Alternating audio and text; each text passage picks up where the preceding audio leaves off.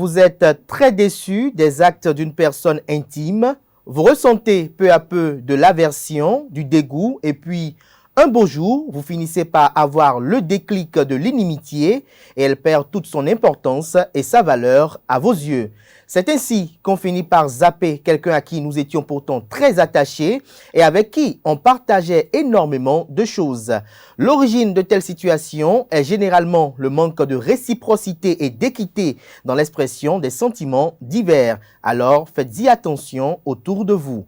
Bonjour à toutes et à tous, bon réveil matinal, bienvenue sur Free Matin, ce rendez-vous matinal d'information, d'analyse et de divertissement sur ESAE TV. Dans l'actualité ce matin, le gouvernement à travers le ministre d'État chargé de l'économie et des finances a mis à la disposition de la 8e législature de l'Assemblée nationale une somme de 102 millions de francs CFA qui servira au paiement des allocations familiales du personnel parlementaire en activité de la pension et de la pension du personnel admis à la retraite.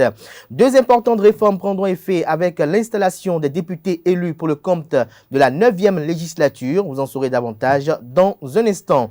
À Diefa, dans la commune de Semekpodi, les populations se sont soulevées contre des agents de la police républicaine. Les événements se sont déroulés hier jeudi suite au décès d'un jeune homme. Les causes et le contexte de cet accident vous sont dévoilés par Francis Fahmi dans sa présentation du bulletin matinal d'information.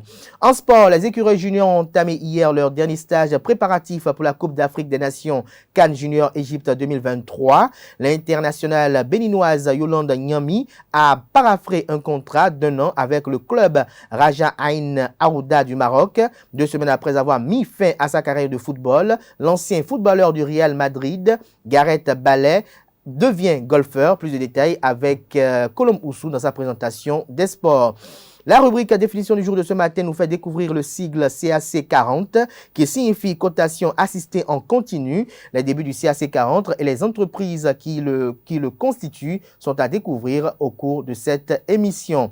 Les prévisions astrologiques recueillies par Nosrine Fatoumi ce matin révèlent une journée très positive pour les natifs du signe taureau. Natifs du 10 signes, la chance s'offrira à vous sous forme d'opportunités inattendues qui peuvent contribuer à booster vos finances personnelles ou professionnelles en même temps qu'à satisfaire vos ambitions futures.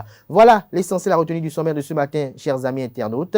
Juste après la pub, on se retrouve pour la une des journaux.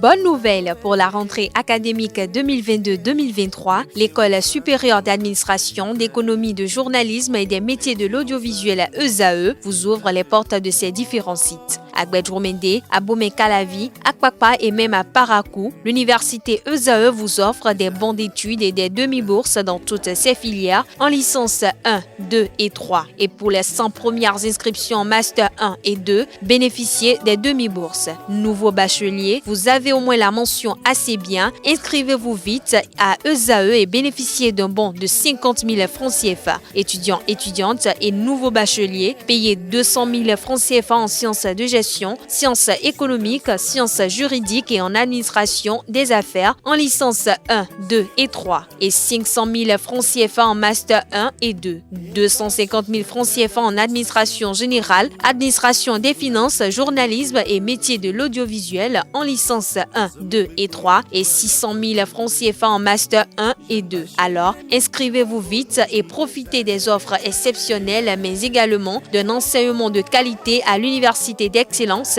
ESAE. Infoline 90 93 65 21 ou le 98 98 14 00.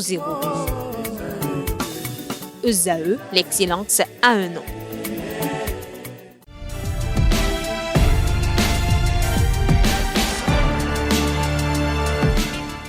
Bonjour à nouveau, chers amis internautes. Nous démarrons comme il est de coutume tous les matins par la manchette de l'informateur qui affiche ce matin contentieux électoraux. Voici le sort des recours. En illustration en image, la photo des 7 sages de la Cour constitutionnelle.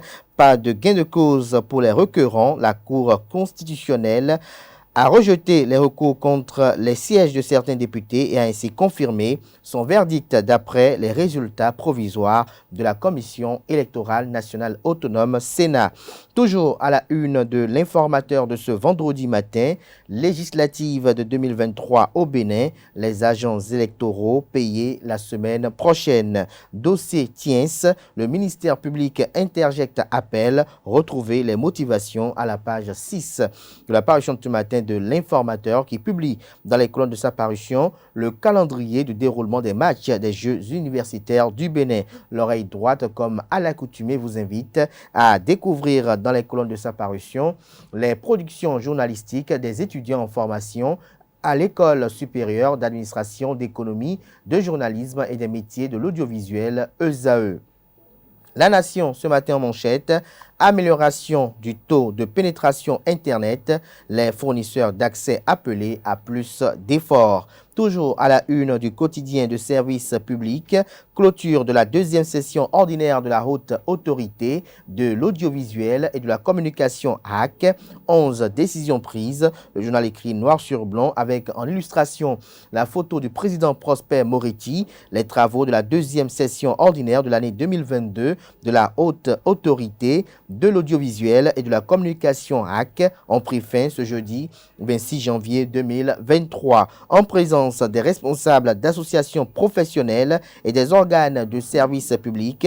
Rémi Prosper Moretti, président de l'institution, a fait le point des différentes activités menées par le Collège des conseillers. Toujours à la une de La Nation de ce matin, législative de 2023, contentieux électoral, 7 recours rejetés par la Cour constitutionnelle. Fraternité titre ce matin en manchette, derniers échanges des vœux de nouvel an de la 8e législature, les députés fiers du chemin parcouru sous Louis Vlavonou. Le discours du premier vice-président de l'Assemblée nationale, Robert Bian, qui rappelle les faits, est retranscrit à la page 3 de la parution de ce matin de Fraternité, qui propose ce matin, en deuxième de titre à la une, contentieux des législatives du 8 janvier dernier, du pareil au même selon les 7 sages. UP, le renouveau, 53 sièges, Bloc républicain, 28 sièges et les démocrates, 28 sièges. Toujours à la une de Fraternité de ce vendredi matin, Huguette Bokwe Nyankadja sur le nombre de femmes au Parlement. Ce que nous attendons, c'est qu'elles apportent une plus-value au plan social, économique, culturel et agricole.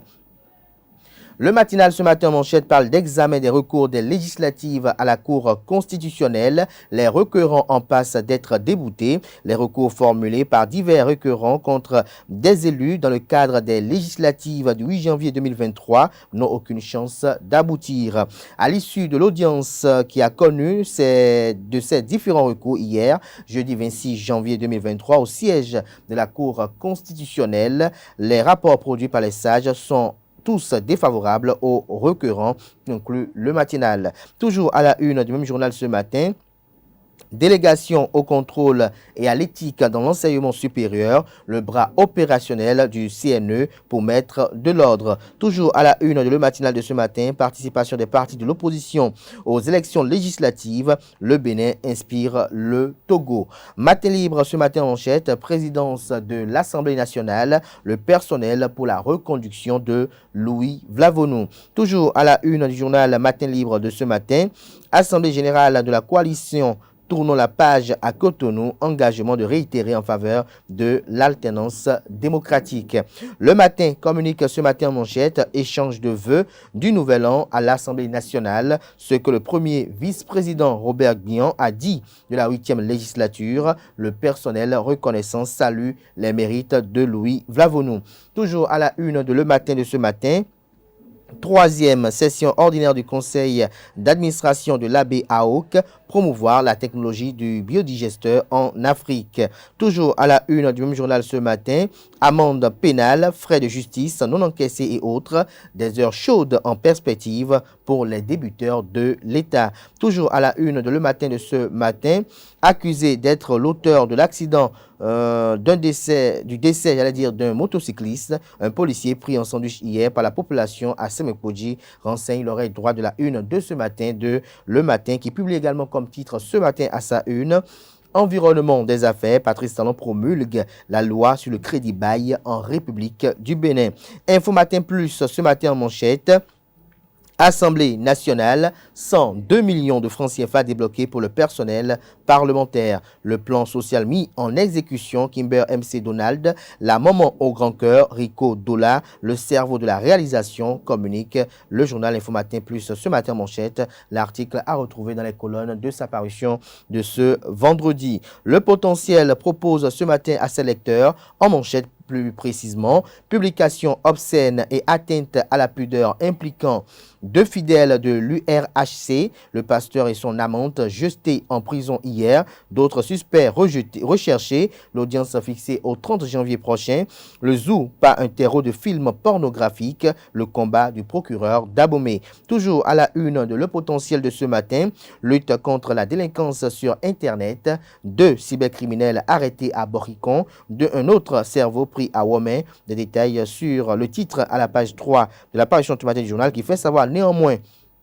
à travers son deuxième titre à la une, un quadrillage national pour nettoyer les coins et recoins de la peste de la délinquance. C'est la mission que la police républicaine accomplit avec réussite depuis sa création. Ces derniers jours, les éléments de la police républicaine ont multiplié les opérations suite à des alertes et autres informations persistantes.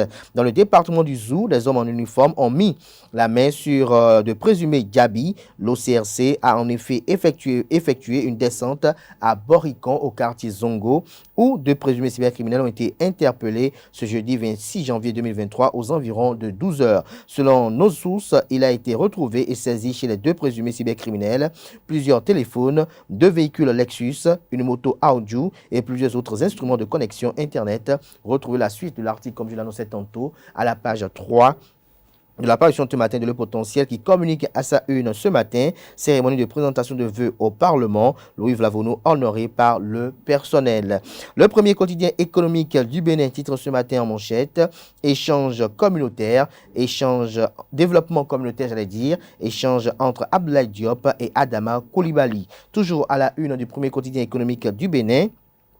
Loi de finances 2023 du Bénin, les dépenses à sensibilité sociale ressortent à 45,6%. Le Progrès ce matin à la une, règlement du contentieux électoral à la Cour constitutionnelle. Tous les recours examinés hier sont rejetés. Le journal Nord-Sud quotidien, contentieux électoraux, sauf miracle, rejet en vue des recours. Toujours à la une de Nord-Sud quotidien de ce matin, retard dans le paiement des agents électoraux. La commission électorale national autonome Sénat justifie et rassure. Le grand regard ce matin en manchette, affrontement entre forces de l'ordre et population, la marche pénible vers une police communautaire. Toujours à la une du même journal ce matin, contentieux électoral, les chances du Parti Les Démocrates s'évaporent. Le journal Dabarou ce matin en manchette, 9e législature du Bénin, Gérard Benonchi, l'homme qu'il faut pour un Parlement uni et dynamique.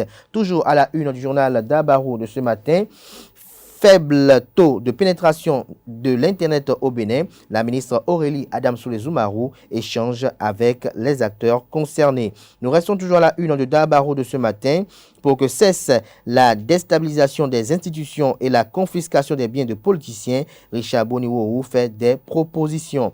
L'événement précis ce matin en manchette, présentation des vœux du Nouvel An à l'Assemblée nationale. Le Parlement applaudit la gouvernance de Louis Vlavonou.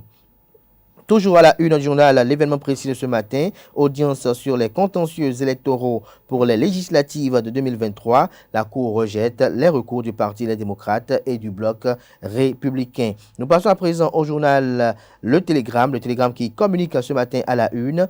Échange de vœux à l'Assemblée nationale. Le premier vice-président Robert Guillon salue le leadership éclairé du président Louis Vlavonou. Toujours à la une du même journal ce matin, suite à la décision de la HCJ, le différend frontalier Bénin-Niger définitivement réglé. Cour constitutionnelle, les recours introduits contre certains candidats déclarés élus sont rejetés. Le délibéré de la Cour est attendu dans chacun de ces dossiers. L'article édifiant de Le Télégramme est à retrouver à la page 4. À l'oreille droite de sa une, trafic d'êtres humains, prison ferme pour une vingtaine de personnes. Des précisions également à la page 4. Agence judiciaire du Trésor, plus de 8 milliards d'amendes pénales et frais de justice non recouvrés vers la digitalisation des procédures de recouvrement, fait savoir le Télégramme à travers sa une de ce vendredi. La tribune de la capitale, gestion des fêtes de fin d'année couplée avec la période électorale au Bénin, mention spéciale pour la police républicaine. Vous avez en illustration la photo du directeur général, le général Soumaïla Yaya. Nous passons à présent au journal Le Grand Quotidien, mais avant, découvrons un autre titre à la une de la tribune de la capitale de ce matin, cérémonie de présentation de vœux au Parlement béninois. L'honorable Robert Bian félicite l'ensemble de ses collègues pour la mission accomplie. Le Grand Quotidien à présent. 43e session confédérale de la CSA Bénin, d'importantes décisions accouchées en faveur de la Confédération et des travailleurs. Lire l'allocution d'ouverture du 43e Conseil confédéral de la CSA Bénin prononcée par son secrétaire général, le camarade Anselme Amoussou. Le pays émergent ce matin en manchette, contentieux électoraux à la Cour constitutionnelle. Tous les recours rejetés. Armand Gansé, Benoît Degla, Nikes Fayon et Cécile Aoumenou sauvés de justesse. Toujours à la une du même journal ce matin, cérémonie de présentation de vœux à l'Assemblée nationale, le président Louis Vlavonou célébré par le personnel. Le Soleil Bénin Info ce matin en manchette, élu député sur la liste de l'Union progressiste Le Renouveau dans la 5e circonscription électorale, mais sans Diego en mission. Son message à l'endroit des populations de Ouida, d'Alada, de Kouamansé, de Tori et de Tofo est à retrouver à la page 3 de la parution ce matin du journal. Jack Bata titre ce matin en manchette, contentieux électoral à la Cour constitutionnelle, les plaignants déboutés, les députés proclamés élus toujours dans les rangs. Les partis LD et BR à 28 députés pour la 9e législature. Toujours à la une du même journal ce matin, Assemblée nationale, la 8e législature, c'est fini, s'exclame le confrère. Voici ce qui a marché et ce qui n'a pas marché sous Louis Vlavonou dans les colonnes de la parution ce matin du journal. Toujours à la une de Jack Bata de ce matin, PMU de la Loterie nationale du Bénin, un autre heureux gagnant qui empoche près de 10 millions de francs CFA. Les 4 vérités ce matin à la une. Assemblée nationale, 102 millions de francs CFA débloqués pour le personnel parlementaire. Toujours à la une du même journal ce matin, audience à la Marina, Patrice Talon dévoile ses attentes au secrétaire exécutif du Conseil de l'Entente, la redynamisation de l'organisation au cœur des échanges avec Marcel Amontano et le chef de l'État.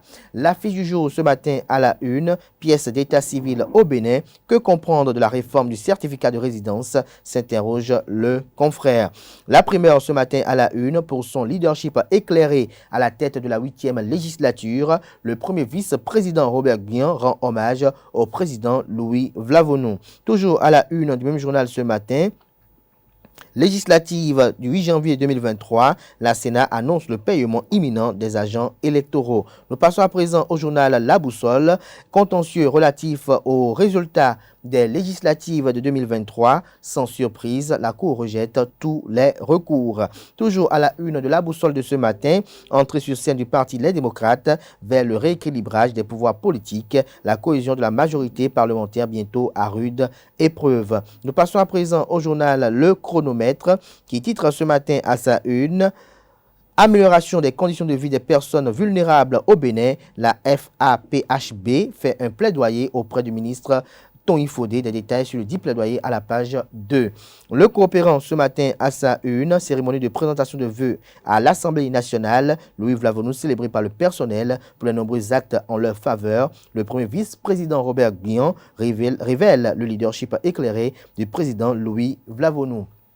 Ce sera tout pour la présentation de quelques titres parus ce jour dans la presse locale. Les quotidiens sont disponibles dans les kiosques au prix de 300 francs CFA, également accessibles en ligne. Place à présent au bulletin matinal d'information présenté par Francis Fahami.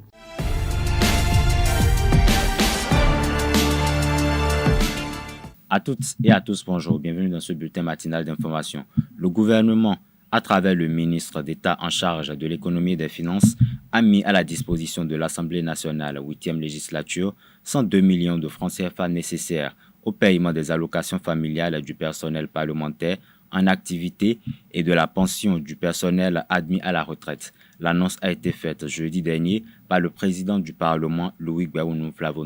Autre information ce matin, la Cour constitutionnelle du Bénin a examiné hier jeudi des recours liés au contentieux électoral des législatives du 8 janvier dernier.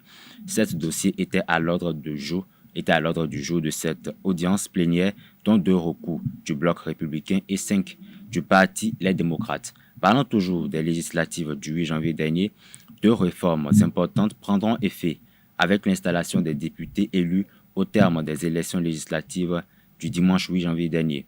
Les dites réformes portent sur les conditions et modalités de constitution des groupes parlementaires et sur les sièges des députés suppléants. Selon la première réforme, il ne peut exister, et ce, à partir de la législature qui va commencer dans quelques jours, 3 groupes parlementaires à raison d'un groupe parlementaire par parti politique représenté, renseigne le quotidien du service public. La deuxième réforme, qui prend effet à partir de cette 9e législature, concerne l'article 92 de la Constitution béninoise, modifié par la loi numéro 2019-40 du 7 novembre 2019. Selon les dispositions de cet article, lequel article stipule tout député nommé à une fonction publique nationale ou appelé à une mission nationale ou internationale incompatible avec l'exercice de son mandat parlementaire, sa suppléance cesse à sa demande, ce qui signifie que lorsqu'il a fini sa mission à l'international, il peut revenir récupérer son poste au Parlement. Son suppléant qui officie, un peu comme un intérimaire, est tenu de lui céder son siège.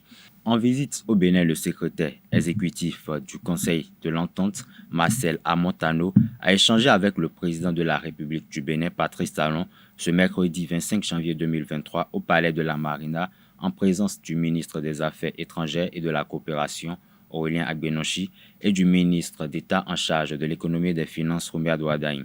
À suivre dans cet élément le point de ces échanges avec le président Patrice Talon à sa sortie d'audience.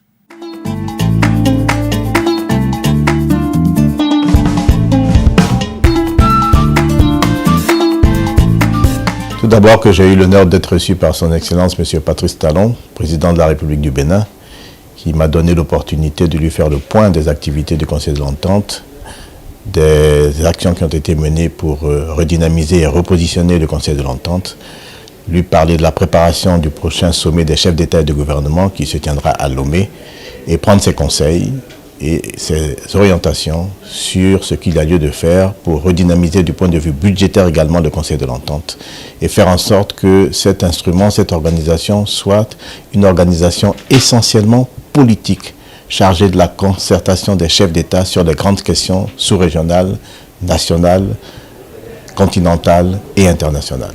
Le président de la République m'a prodigué des conseils pertinents et utiles que je vais mettre en œuvre et je reviendrai le voir très bientôt pour lui faire le point avant la conférence des chefs d'État. Le Conseil de l'Entente se porte plutôt bien dans la mesure où les personnalités, les organisations qui n'entendaient pas parler du Conseil de l'Entente, qui ne savaient pas que le Conseil de l'Entente existait toujours, savent maintenant que le Conseil de l'Entente existe.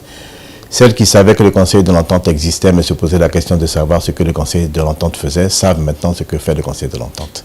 Je considère que le repositionnement est là et que l'aboutissement du repositionnement sera la tenue de la conférence des chefs d'État. Le Conseil des ministres, en sa séance du mercredi 25 janvier 2023, a pris de nombreuses décisions au nombre desquelles figure l'aménagement des espaces frontaliers. Dans l'élément à suivre, nous vous proposons les explications de Wilfried Léandre Ngbeji, porte-parole du gouvernement et secrétaire général adjoint du gouvernement, à cet effet. Au terme de la loi portant code foncier et domanial, il a été établi le long des frontières du Bénin avec ses pays limitrophes une portion de terre contiguë à la ligne frontière appelée zone frontalière et subdivisée en 2 bandes successives. La première, la bande de haute sécurité, couvre une largeur de 200 mètres et la seconde, d'une largeur de 2000 mètres, est dite bande de sécurité frontalière. Toute cette zone frontalière est déclarée d'utilité publique. La même loi prévoit toutefois que les dimensions de ces 2 bandes peuvent être réduites compte tenu des spécificités de certains espaces frontaliers. Le cas échéant, les nouvelles dimensions sont fixées par décret pris en Conseil des ministres sur proposition du ministre chargé de l'Intérieur avec l'appui de l'agence en charge des frontières. Si la bande de haute sécurité est interdite d'occupation, celle de sécurité frontalière ne l'est pas tant que les conditions légales sont respectées. Mais la réalité sur le terrain, dans les 36 communes frontalières, renseigne que ces prescriptions ne sont pas souvent observées. Aussi, au regard des données objectives liées à la forte concentration humaine, à l'existence de sépultures dans des maisons, de lieux sacrés, au risque de disparition des villages, quartiers de villes entiers, ou encore à l'existence des activités économiques bien établies, le Conseil a-t-il décidé de procéder à la réduction des largeurs des dites bandes en tenant compte des spécificités des communes frontalières. Au nombre de ces mesures figure également la création de la Société béninoise des aménagements agricoles SA. Pour plus de détails, nous vous proposons toujours de suivre le porte-parole du gouvernement. Dans le but de consolider les performances de notre agriculture depuis 2016, pour en faire un important levier de la transformation structurelle de l'économie, il est prévu au programme d'action du gouvernement 2021-2026 environ 1016 milliards de francs CFA d'investissement pour des aménagements agricoles structurants. L'objectif visé étant l'amélioration de la production, de la productivité, de la résilience ainsi que l'attractivité du secteur. C'est pourquoi il a été décidé de poser de nouveaux fondements d'un développement efficace et durable dans la gestion des plantations et grandes cultures à travers la création de la Société béninoise des aménagements agricoles. Celle-ci aura une vocation à la fois agricole, industrielle et commerciale avec l'État comme actionnaire majoritaire à hauteur de 70%, aux côtés d'un partenaire technique privé de grande réputation détenant 30% du capital. En termes d'activité, la société va conduire, pour le compte de l'État ou de ses collectivités, des bailleurs de fonds, des personnes morales de droit public ou privé, la maîtrise d'ouvrage déléguée, la direction d'opération ou l'assistance à la maîtrise d'ouvrage dans le domaine des aménagements d'infrastructures agricoles et hydro-agricoles.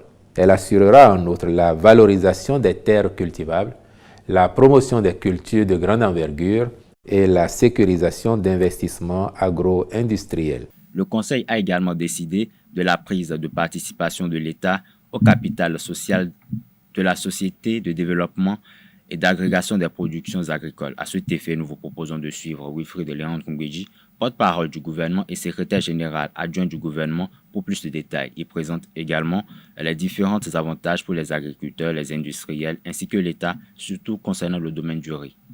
Prise de participation de l'État au capital social de la Société de développement et d'agrégation des productions agricoles. Les transformations en cours dans le domaine agricole ont induit, ces dernières années, une amélioration notable de la production concernant plusieurs filières.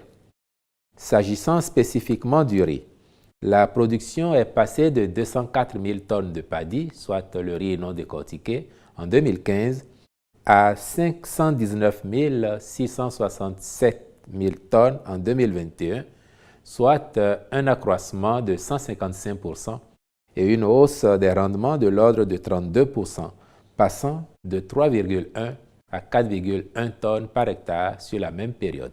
Ces performances ont généré un regain d'intérêt des industriels, illustré notamment par la reprise des unités de transformation de Malanville et Glazoué, dotées d'une capacité installée de 430 000 tonnes de paddy par an, ainsi qu'une amélioration des capacités des unités artisanales estimées à plus de 100 000 tonnes.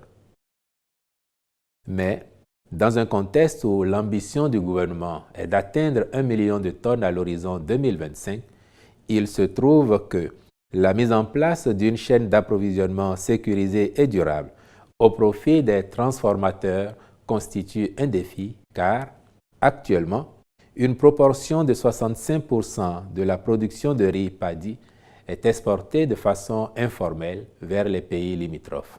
Pour mettre en place un tel dispositif, d'importants moyens financiers et une ingénierie sont nécessaires que l'État, à lui seul, ne saurait mobiliser sans pénaliser d'autres secteurs non moins importants.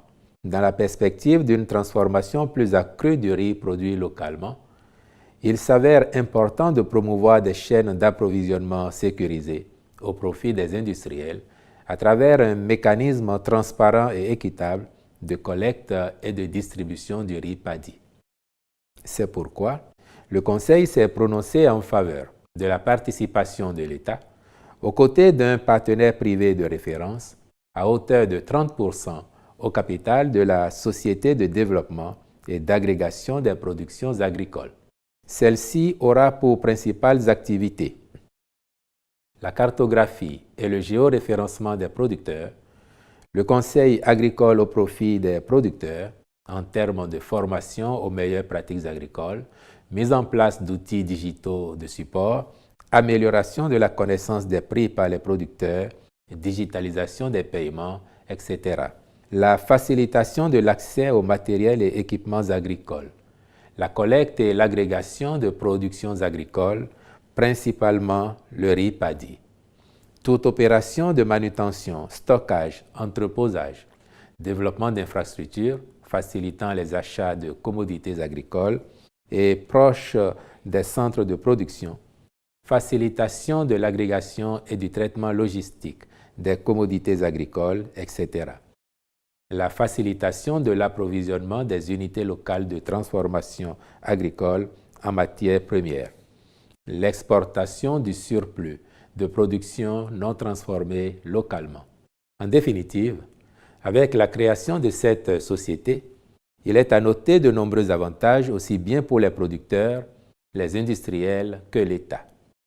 S'agissant des producteurs, les impacts concernent l'amélioration de la productivité, la garantie d'un prix de vente convenable et stable, l'amélioration des revenus des producteurs et une meilleure visibilité sur les conditions d'achat, l'accès aux opportunités de financement et aux services publics tels que la couverture sociale, les services de proximité, les formations, etc. En ce qui concerne les industriels, les bénéfices attendus incluent la sécurisation de l'approvisionnement en matières premières de qualité, le développement des activités d'agro-transformation générant une plus grande valeur ajoutée. Pour l'État, les retombées se traduisent par l'amélioration de la balance commerciale grâce à une meilleure valorisation des exportations et une substitution à certaines importations, la maîtrise de la traçabilité des flux, le renforcement de la sécurité alimentaire et la création d'emplois, aussi bien le long des chaînes de valeurs agricoles que dans les services de logistique. Les populations de Djefa dans la commune de Semenkoudji se sont soulevées contre les agents de police ce jeudi 26 janvier 2023 après le décès d'un motocycliste. Un jeune motocycliste est décédé sur la route inter-État Cotonou-Porto Novo à hauteur de Djefa ce jeudi 26 janvier. Des usagers ont voulu en découdre avec les agents de police à la suite du décès. Tout est parti selon eux de l'agent de police qui a tenté d'interpeller le jeune motocycliste pour non-respect du couloir de circulation. C'est tout pour le bulletin matinal d'information. Je vous donne rendez-vous dans un instant dans la définition du jour. Voilà, chers amis internautes, place à présent à la page des sports sur Free Matin. Bonjour à toutes et à tous, c'est parti pour le dernier stage préparatif pour la CAN Junior Égypte 2023. Mathias Deguenon et ses poulets ont pris leur quartier général hier soir. Sur les 26 joueurs convoqués, 22 ont répondu présents pour cette première journée. L'unique séance d'entraînement prévue au stade général Mathieu Kérékou de Cotonou a duré environ 1 heure d'horloge avec au menu le dégraissage, étant donné que plus de la moitié des joueurs ont joué mercredi en club. Il y a eu 29 minutes d'échauffement avec des abdominaux, tour de terrain et étirements. La seconde demi-heure a été consacrée à la conservation de balles avec 2 groupes de 11 joueurs. La seconde séance est prévue pour ce jour dans l'après-midi. Yolande Yami pose ses valises au Maroc. Elle a signé un contrat d'1 an avec le club marocain de première division, Club Raja Ain Arouda. Elle a embarqué de Cotonou ce jeudi 26 janvier pour rejoindre son nouveau club, la meilleure buteuse de la saison 2021-2022 avec 27 buts en 18 matchs, mettra donc son savoir-faire au service du CRAH et marquer de son empreinte le championnat marocain. Autre information, la date du tirage au sort de la prochaine Coupe d'Afrique des Nations U17 est désormais connue. Elle sera effectuée le mercredi 1er février au Cercle national de l'armée d'Alger en Algérie à 12h heure locale. Il sera diffusé en direct sur les plateformes digitales de la CAF et les chaînes de télévision partenaires. La compétition se joue du 29 avril au 19 mai dans les villes d'Alger, Constantine et Annaba qui accueillent actuellement le championnat d'Afrique des Nations. Le Maroc, le Nigeria, le Burkina Faso, le Sénégal, le Mali, la Somalie, l'Afrique du Sud, le Soudan du Sud, le Congo, la Zambie et l'Algérie sont les pays qui vont animer cette compétition. Par ailleurs, la Confédération africaine de football invite les médias intéressés par la couverture du tirage au sort de faire une demande d'accréditation via l'espace média de la fêtière en Afrique jusqu'au 29 janvier 2023. L'ancien international ivoirien Kolo Touré est limogé de la direction du club anglais de la 2e division Wigan Athletic. Ceci après une 6e défaite en 9 matchs. Selon le média Sky Sport, le club a confirmé le limogeage de l'ancien joueur des Reds de Liverpool suite aux contre-performances de l'équipe. Alors qu'il vient de prendre le club il n'y a que 59 jours, l'ancien éléphant perd son poste. Il avait signé en novembre passé un contrat de 3 ans et demi. Le club sera dirigé durant une période de transition avant le choix d'un nouvel entraîneur par le personnel d'entraîneur. Kolo Touré avait évolué étant joueur avec Arsenal ou encore Manchester City. Il a travaillé avec Arsène Wenger et d'autres coachs dans sa jeune carrière d'entraîneur. Pour finir, 2 semaines après avoir laissé ses crampons, le footballeur, le Gallois Gareth Bale, va continuer sa carrière sportive dans une autre discipline. À 33 ans, Gareth Bale tourne une page écrite il y a 16 ans, dont le dernier sacre avec le Los Angeles FC.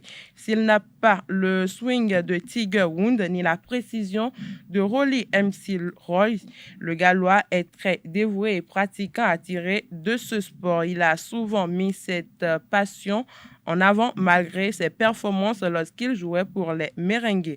L'ancien attaquant du Real Madrid compte jouer des tournois pour passer professionnel. Le mardi dernier, il a annoncé sur Instagram qu'il débutera son premier parcours de golf du 30 janvier au 5 février dans la péninsule de Monterey en Californie. Le meilleur buteur de pays de Galles a déjà pris part à des tournois en pro et en amateur. Les dirigeants de la Fédération galloise de golf épouseraient l'idée et seraient en négociation pour une intégration de Bale pour le tournoi du golf qui aura lieu du 2 au 5 février prochain. L'ancien de Tottenham a mis fin à sa carrière de footballeur le 10 janvier dernier. C'est tout pour la page des sports de ce matin. Merci pour votre attention et à très bientôt. Merci à vous, Kolo Moussou, pour cette présentation des sports. Chers amis internautes, nous installons à présent Francis Fahmy qui nous revient à nouveau pour la rubrique définition du jour.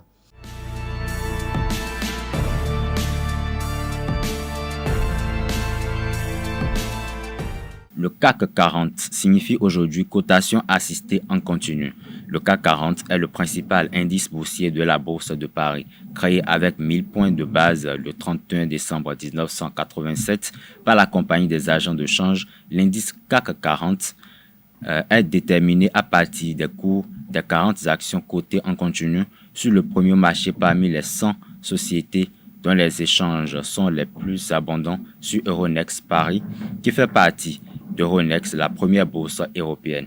Ces sociétés, représentatives des différentes branches d'activité, reflètent en principe la tendance globale de l'économie des grandes entreprises françaises et leur liste est revue régulièrement pour maintenir cette représentativité.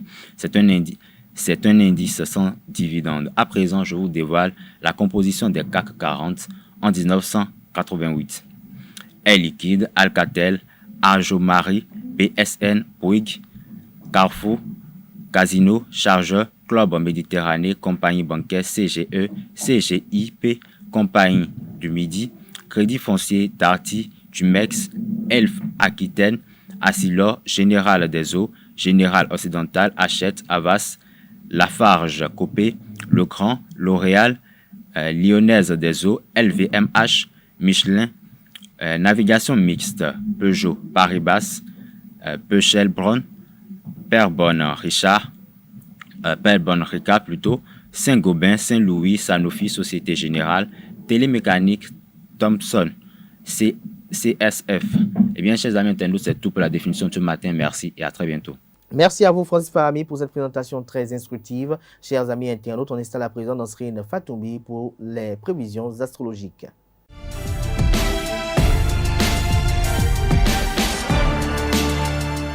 Bonjour amis internautes, bienvenue dans votre rubrique horoscope du jour. Bélier, laissez libre cours à votre créativité en faisant quelque chose dont vous êtes passionné comme la musique ou la peinture par exemple. Ouvrez votre esprit aux possibilités infinies offertes par une journée riche en surprises et apprenez à accepter les hauts et les bas inattendus avec optimisme. Amis taureaux, la journée s'annonce très positive pour vous. La chance s'offrira à vous sous forme d'opportunités inattendues qui peuvent contribuer à booster vos finances personnelles ou professionnelles en même temps qu'à satisfaire vos ambitions futures. Cette journée est aussi propice aux loisirs. Profitez-en pour vous détendre et prendre du temps pour vous. Gémeaux, vous aurez un grand élan d'énergie et de motivation qui vous permettra d'accomplir beaucoup plus ce que vous pensiez pouvoir arriver à faire. En effet, votre capacité à prendre des décisions importantes et à faire face aux difficultés se verra renforcée par la présence de Mars en transit dans votre signe. Natif du signe Cancer, aujourd'hui vous serez confronté à des défis qui vous permettront de naviguer avec succès entre vos envies et vos responsabilités. Vous pourriez bénéficier d'un grand soutien moral et émotionnel si vous réussissez à trouver un juste équilibre entre ces deux aspects. Lion, votre habileté à diriger les autres sera d'une grande importance aujourd'hui, alors prenez un peu plus de temps pour flatter et encourager les gens autour de vous. Vous aurez une journée où vos qualités de courage et d'ambition seront mises à l'épreuve. Chers amis Vierge, votre horoscope du jour suggère que c'est le moment idéal pour commencer à travailler sur des projets importants ou à prendre des décisions importantes concernant votre avenir. Lorsque vous planifiez quelque chose, gardez à l'esprit que tout peut changer en quelques minutes. Restez flexible et prêt à adapter votre stratégie si nécessaire. Balance, c'est une journée porteuse de nouveautés et de possibilités. C'est une période propice pour établir des liens durables avec votre entourage professionnel ou personnel. Vous devrez mettre votre talent relationnel en avant et profiter au maximum de cette conjoncture favorable pour tisser des liens solides et fructueux avec les autres. Scorpion, à présent, c'est une bonne journée pour explorer vos passions intérieures. Concentrez-vous sur les petites victoires du quotidien plutôt que sur l'ensemble du processus. Cette attitude positive rejaillira favorablement sur votre morale, votre ambition et votre productivité au travail. Sagittaire, au travail, vous prendrez certainement des risques calculés afin de stimuler la croissance. Cette journée est idéale pour obtenir un feedback constructif sur des stratégies innovantes et discuter avec des collègues motivés pour les mêmes objectifs que vous. La chance sera au rendez-vous ce jour, alors profitez-en. Amis Capricorne, votre capacité à planifier et à organiser sera très utile car elle vous permettra d'atteindre vos objectifs. Cependant, assurez-vous que vos efforts soient orientés vers des activités positives plutôt que vers des choses négatives. Votre sensibilité émotionnelle sera particulièrement sensible aujourd'hui. Avant-dernier signe du zodiaque Verseau, votre esprit analytique et relationnel sera particulièrement puissant aujourd'hui, ce qui peut s'avérer très utile pour résoudre tout type de problème ou de situation compliquée. Cependant, il y a un risque. Certaines personnes profitent de votre naïveté et vous mettent en difficulté, alors soyez vigilants. Poisson, pour finir, cette journée est idéale pour prendre du temps pour soi et s'adonner à des activités relaxantes telles que la méditation, la relaxation ou même une promenade en nature. Voilà, c'est tout pour le message des astres de ce vendredi matin. Merci à vous, Nansrine, chers amis internautes. Ici prend fin Free Matin ce matin. Merci pour l'attention. On se retrouve par la grâce et la volonté divine le week-end pour les rendez-vous médias du week-end. Jusque-là, portez-vous bien et belle suite de programmes sur ESAE TV.